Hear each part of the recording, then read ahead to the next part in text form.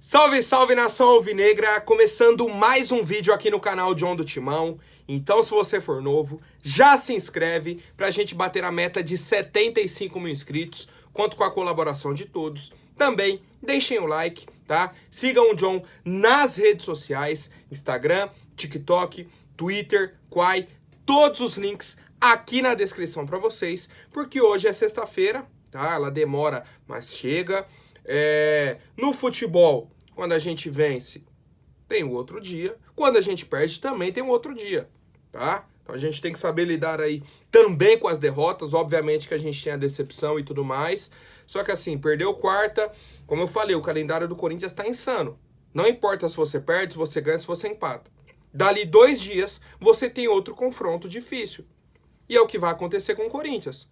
Perdeu lá em Goiânia, amanhã, já enfrenta o Botafogo na Neoquímica Arena. Eu não estarei presente no estádio, tá? Estarei no interior de São Paulo, em Bauru. Não vou aí pro jogo de amanhã. Pro jogo contra o Flamengo estarei lá, tá? Já consegui o meu ingresso e, meu Deus do céu, tá difícil, viu? Tá difícil. Cambista consegue ingresso assim, ó. Rapidinho. Agora o torcedor, meu Deus do céu, é uma dificuldade para conseguir o ingresso. É site que não carrega. Quando carrega, não tem mais ingresso. Não tem mais ingresso. Aí você desce na estação Corinthians Itaquera, já na porta da estação tá os caras, ó, ingresso. Quanto tá, chefia? Ah, 500. Pra onde? Leste Superior. Pô, aí é sacanagem, mano. É sacanagem. O pessoal compra o ingresso, tá? Pra ter a pontuação no fiel torcedor e revende mais caro. Entendeu? Põe 5 pessoas no plano. Acho que é 4 pessoas, né, que pode colocar. Põe 4 pessoas, compra 5 ingressos dele de mais 4 pessoas, revende. E vai só ganhando pontuação dentro do sistema. É difícil, viu? De verdade, é difícil. Mas, enfim, fora o preço do ingresso, né? Fora o preço do ingresso. Pra ver o Roger Guedes não dar um pique. Não trotar dentro de campo. Enfim, só isso que eu queria falar antes de começar aí. Vamos para as novidades de hoje, tá? A primeira delas é sobre o Raul Gustavo. Como eu falei, que ele sentiu um desconforto no músculo adutor da coxa direita no jogo contra o Atlético Goianiense, na reta final do jogo, né? Veio para São Paulo, foi avaliado pela nossa comissão médica, fez o exame, tá? Então ele fez o exame e o resultado foi o seguinte. O Raul Gustavo tem um edema na coxa, tá? No músculo adutor da coxa. John, o que é um edema? Um edema é um início de um desgaste. Então, o Raul Gustavo não tem lesão no músculo adutor da coxa direita dele. Ele tem um início de um desgaste. Por isso que ele sentiu um incômodo, já pediu para ser substituído, não forçou, tá? Ele está sentindo poucas dores, já começou o processo de recuperação, tá? Isso daí é importante na nossa equipe médica. E aí, pontos importantes. Para amanhã, Raul Gustavo não vai para o jogo, tá? Nossa comissão médica, juntamente com ele, não vão forçar. Não tem por que colocar o Raul Gustavo no jogo de amanhã. E aí, pro jogo de terça-feira contra o Flamengo, ele deve estar apto, tá? Essa é a previsão aí da nossa comissão médica. Amanhã, mantém o Raul Gustavo fora, descansa o jogador, faz só o trabalho de recuperação, para terça-feira ele estar liberado. Por quê? Tá? Vou trazer aqui para vocês. O Bruno Mendes pode jogar terça-feira. Tá? O Bruno Mendes só não pode jogar Copa do Brasil. O Balbuena pode jogar terça-feira. O Gil pode jogar terça-feira. Robert Renan, Robson Bambu, todos podem jogar terça-feira. Só que seguindo mais ou menos o rodízio do Vitor Pereira, seria amanhã Balbuena e Bruno Mendes, na terça volta Gil e Raul Gustavo. Só que a gente viu o desempenho do Gil e do Raul Gustavo no meio de semana agora, foi difícil de assistir, viu? Não só os dois como em time inteiro, mas assim, como dupla de zaga, ainda mais depois de assistir o Balbuena e o Bruno Mendes no outro final de semana, foi complicado. E aí a dúvida que fica é, o Raul Gustavo já não vai pro jogo de amanhã. O Gil deve ser poupado também. Será que ele vai manter esse rodízio? Põe o Balbuena e o Bruno Mendes agora. No meio de semana, volta Gil e Raul Gustavo? Eu quero saber a opinião da fiel torcida. Pro jogo contra o Flamengo, a melhor dupla, se a gente for colocar, seria Balbuena e Bruno Mendes. Pelo desempenho deles no outro fim de semana e pelo desempenho do Gil e do Raul Gustavo no meio de semana. Tá? Quero saber a opinião de vocês. Eu nesse momento, iria de Balbuena e Bruno Mendes. Mas quero saber a opinião de vocês, família. Bom, agora falando sobre a parte financeira do Corinthians. O Corinthians divulgou um balancete aí, meio estranho, tá? Com o fechamento do primeiro semestre. Foi agora o fim do mês de junho. A gente já tá fechando julho. Divulgaram aí o balancete do primeiro semestre do fim de junho. O Corinthians tem um superávit, então fechou no azul, com 2 milhões de reais. Pô, John, é muito pouco. Muito pouco se a gente pensar no dinheiro que entrou no caixa e tudo mais. Só que assim, se a gente pensar que o Corinthians tem, pô, praticamente 1 bilhão de dívidas, 1 bilhão de reais em dívidas, todo mês a gente teria que fechar no zero. Não tinha como sobrar dinheiro. Tá? Isso na teoria, Na prática, coloca isso daí só para parecer que fechou no azul, entendeu? Porque, por exemplo, eu tô devendo 900 milhões de reais. Como que eu fechei no azul com 2? Eu já pego esses 2 e pago alguma coisa que eu tô devendo, entendeu? Fecha sempre no zero. Mas, só para ter isso, não, o Corinthians fechou no azul, aí eles deixam esse valor simbólico aí de 2 milhões de reais. O clube projeta terminar o ano com as contas no azul em 10 milhões de reais. Para o primeiro semestre, tá? Temos pontos importantes aí que foram as vendas do Ederson e do Gabriel Pereira, principalmente. Agora, no meio do ano, tivemos também a venda do João Vitor, tá? Para a gente atingir aí a meta de vendas do ano. O Corinthians, por enquanto, já atingiu as metas também de classificação. Metas financeiras, tá? Não para o time durante a temporada. Metas financeiras já atingiu também, que eram oitavas da Libertadores, oitavas da Copa do Brasil. Já ultrapassamos, tá? Temos aí o Brasileirão que a gente tá brigando em cima. Então, de meta financeira, o Corinthians tem tudo para fechar o ano no azul. A gente pode ter mais venda de jogadores, como podemos ter mais contratações também. Então, isso vai equilibrando aí. E, por outro lado, o dinheiro que vai entrando vai pagando dívida, vai pagando dívida, vai pagando dívida, tá? Essa é a realidade do Corinthians no ano de 2022. Quero saber a opinião de vocês, rapaziada. Bom, outro ponto importante, que dessa vez aí foi divulgado pelo pessoal do meu timão, é que a Ipera-Pharma, tá? A dona aí do naming rights da Arena, a Neoquímica Arena, já pagou 2 parcelas, tá? O acordo foi fechado aí em 2020, então fizeram um pagamento de 2021 e também de 2022.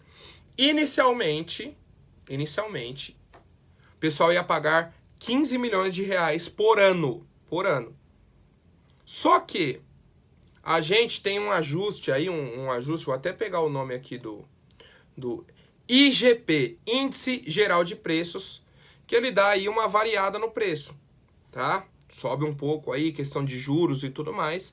Por isso que a primeira parcela paga foi de 16 milhões de reais. Eles pagaram uma parte assim que assinou o contrato e a outra parte em setembro de 2021, então setembro do ano passado. E a desse ano eles já pagaram também, tá? O valor depositado foi cerca de 20 milhões de reais. Então assim, se era pra gente receber 30 em 2 anos, a gente recebeu 36, porque foi uma parcela de 16, outra de 20 milhões.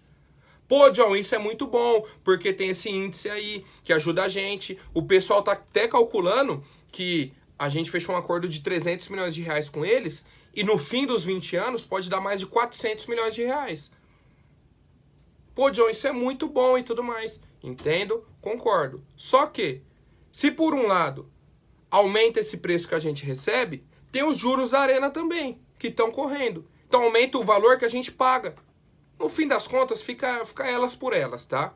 os juros que a gente recebe pelos juros que a gente paga. Então nem dá para comemorar, ah, não, vamos receber mais do que foi acordado, mas a gente vai pagar mais do que foi acordado também. Mais do que foi acordado. E aí, já até entrando nesse ponto da Arena, vou até pegar aqui, como que é o nome dela? Daniela Marques, a presidente aí da Caixa Econômica Federal, revelou algumas partes do acordo fechado com o Corinthians.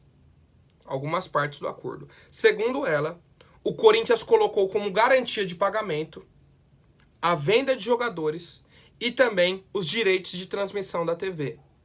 Tá? Isso que o Corinthians colocou no acordo como garantia do pagamento. Pela lógica, o Corinthians consegue pagar a parcela da Arena, parcela anual, só com bilheteria.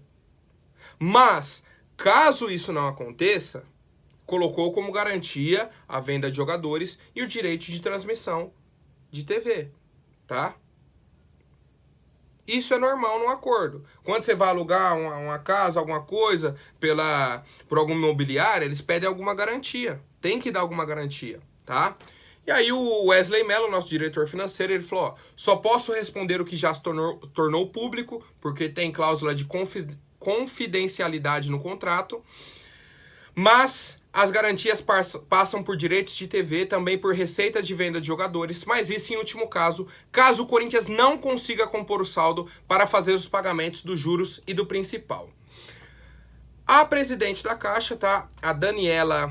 Como que é o nome? Daniela Marques falou o seguinte: vai sair uma operação de reestruturação, se não me engano foi comunicada hoje, para que a gente reforce as garantias. E aí, trazendo garantias envolvendo a bilheteria do estádio, a venda dos direitos de transmissão dos jogos e a cessão de alguns jogadores, para que a gente reforce e recupere as garantias desses recursos.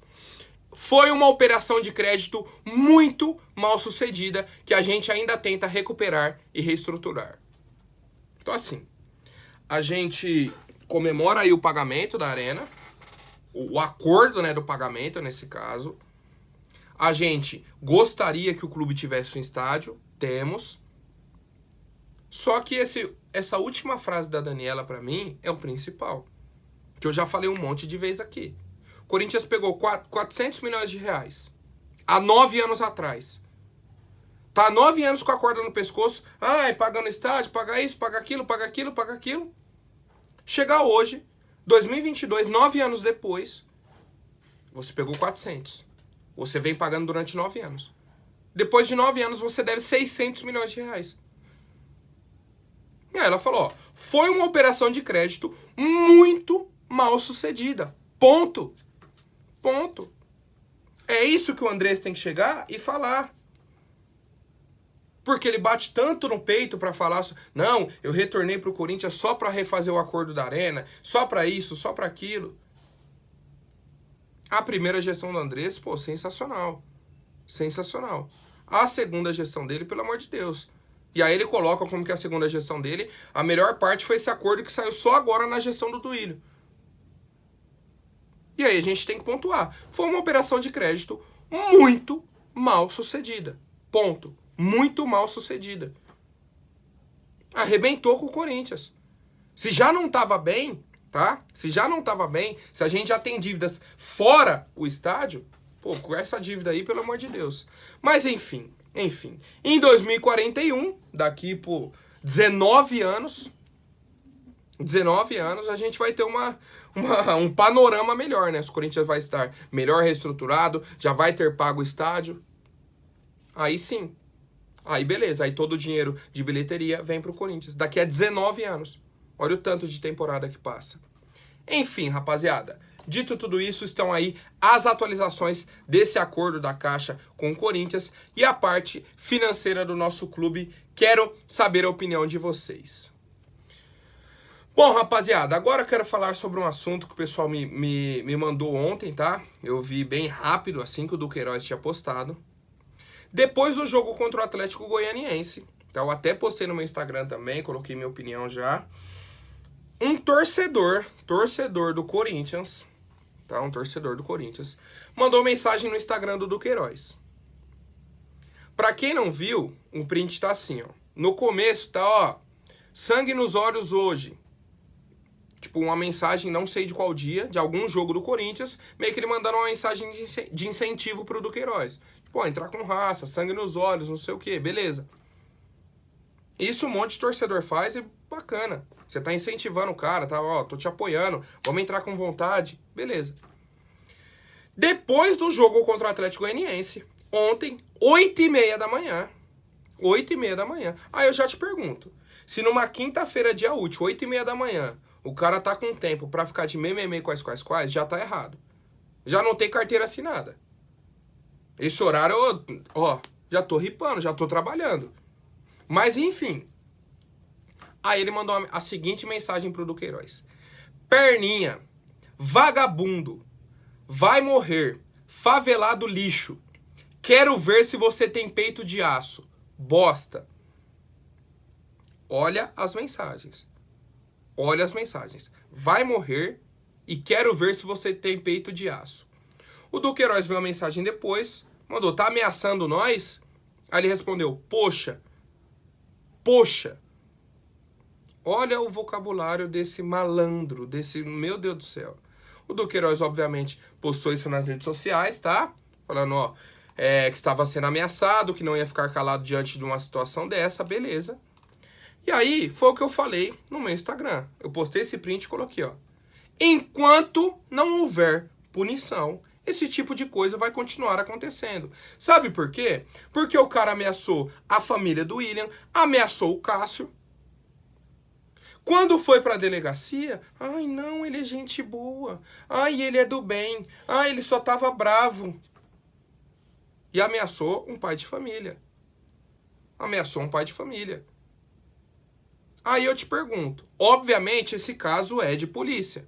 É de polícia. Ai, depois sabe o que vai acontecer? Ele vai falar, ai não, foi um mal entendido, eu tava bravo por causa do jogo. Tenho certeza.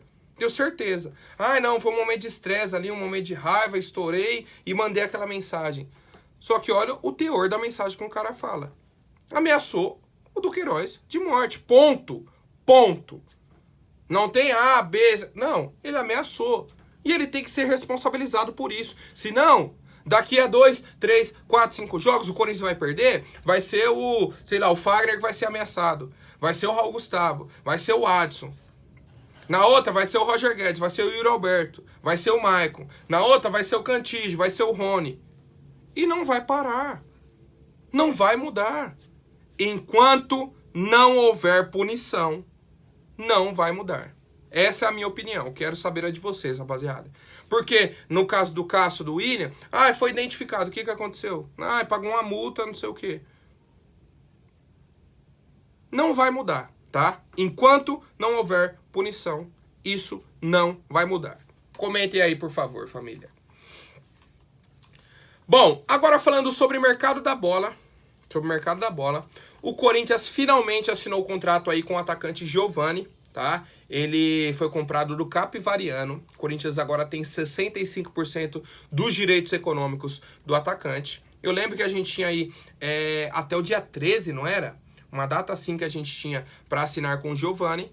O Corinthians fechou um acordo, tinha assinado um contrato de empréstimo para abrir a janela novamente, né, que era o dia 18 que abria. Então assinou um contrato de empréstimo, ele continuou jogando pelo Corinthians e aí agora assinou em definitivo. Hoje já deve aparecer no bid aí o novo contrato do Giovani para que ele possa jogar amanhã contra o Botafogo. Cara, ao que tudo indica, tá tudo certo, tá? Não teremos problemas pro Giovani atuar amanhã. Ele tem apenas 18 anos, foi comprado aí por 3 milhões de reais, vínculo de 3 anos, tá? Vínculo aí de 3 anos com o Corinthians. Essa atualização que a gente já sabia, né? Eu já havia passado aí pra vocês, só destacando, ele faz 19 anos em novembro. Vem de uma atuação importante, né, contra o Galo, que ele sofreu o pênalti da virada do Corinthians. Só que o principal que eu peço com o Giovani e com os demais jogadores, paciência.